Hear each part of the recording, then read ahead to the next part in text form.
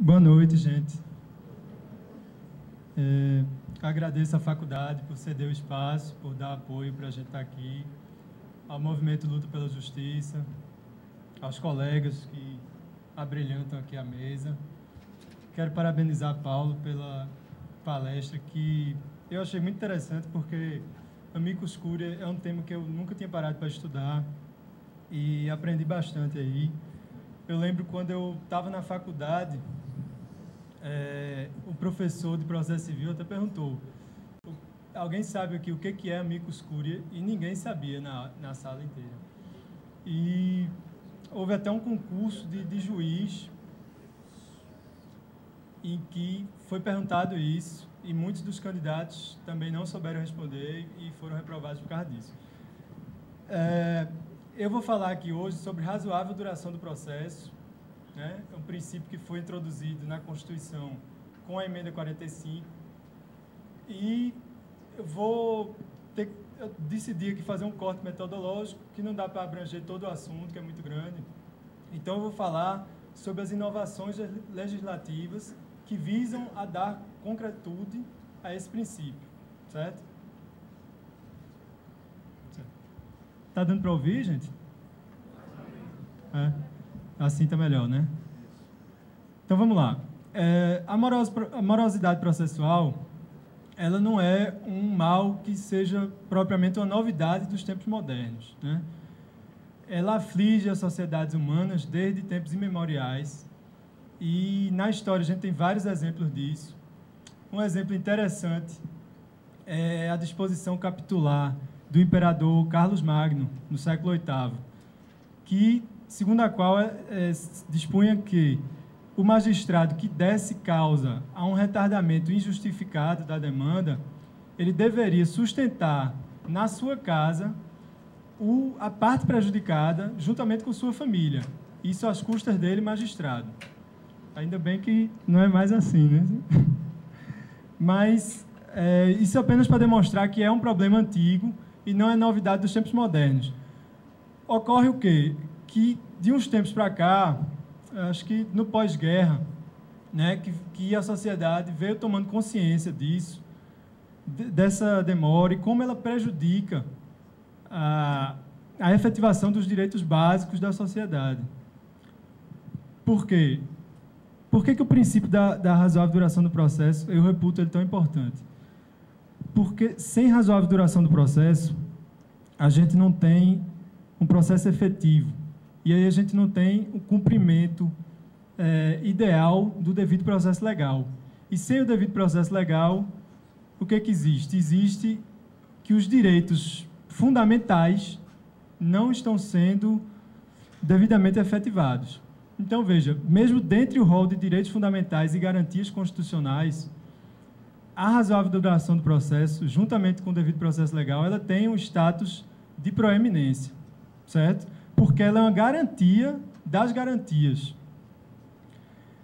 E, embora aqui no Brasil haja uma queixa generalizada contra a lentidão dos processos, também temos que ter consciência de que isso não é um problema localizado no nosso país. O professor Barbosa Moreira, ele que é um processualista muito viajado, que dá palestras na Itália e viaja muito e conhece os congressos mundo afora, ele diz que isso é uma queixa que ele ouve em todo lugar, queixa contra a lentidão dos processos. E isso pode ser comprovado se nós examinarmos o movimento de reformas processuais que vem sendo levado a cabo nos mais diversos ordenamentos jurídicos. Por exemplo, na Alemanha, que tão caro ao colega Paulo aqui, que eu não sou alemão, não, meu pai que é alemão, lá houve uma reforma, houve diversas reformas, e em 2002 foi a última reforma da ZPO, né, o Código de Processo Civil, e com o fito principal de dar celeridade mesmo aos processos. No Japão também houve uma reforma em 99.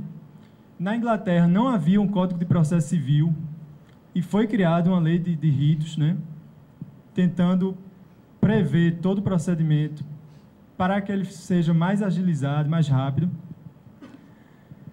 E Apesar disso, no Brasil, realmente a crise atingiu um grau mais elevado, a crise do Poder Judiciário. E foi em reação a isso que a sociedade se mobilizou e houve a adição da reforma do Poder Judiciário, a Emenda Constitucional 45 de 2004. E o objetivo principal da emenda era realmente acelerar a tramitação dos processos. E o ápice da emenda foi a inclusão do inciso 78 no artigo 5º da Constituição, segundo o qual é assegurada a todos os litigantes em processos administrativos e judiciais a razoável duração dos processos. Alguns doutrinadores diziam que esse princípio já estava implícito na nossa Constituição.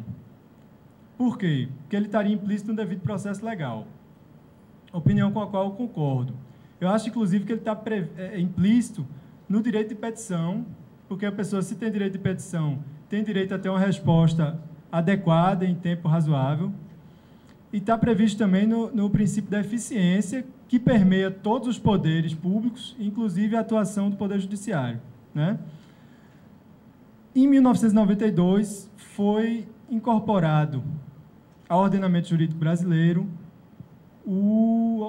a Convenção Americana de Direitos Humanos, que é o famoso Pacto de São José de Costa Rica, né? E nesse pacto está previsto o direito a um processo sem dilações indevidas, que equivale ao nosso processo com duração razoável. Sem dilações indevidas é a terminologia espanhola, que é usada na Espanha, e por conta disso foi transplantada para o Pacto de São José, que é em língua espanhola. E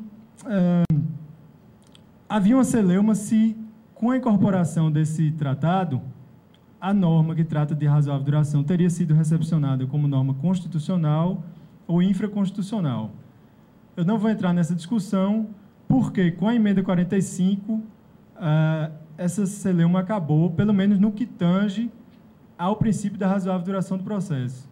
Porque, a partir da emenda 45, ele passa a ter um inequívoco caráter constitucional, né? E qual a relevância disso?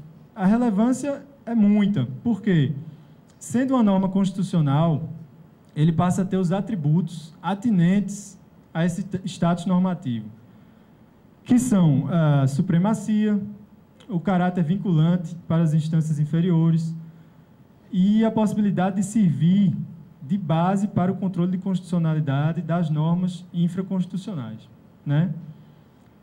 Há diversas outras consequências também que nós poderíamos analisar a fundo. Pela falta de tempo, eu também escolhi uma delas em que nós vamos concentrar hoje, né? Eu listei 5 consequências da inclusão da razoável duração do processo na Constituição. São elas: a primeira, um estímulo à pesquisa e à criação doutrinárias com relação a esse tema. A segunda, o uso desse princípio como razão, como fundamento de decisões judiciais em processos em curso, que já vem ocorrendo em diversas instâncias, inclusive no STF e no STJ. A atuação do poder público, de uma forma geral, envolvendo os 3 poderes, para dar concretude a esse princípio.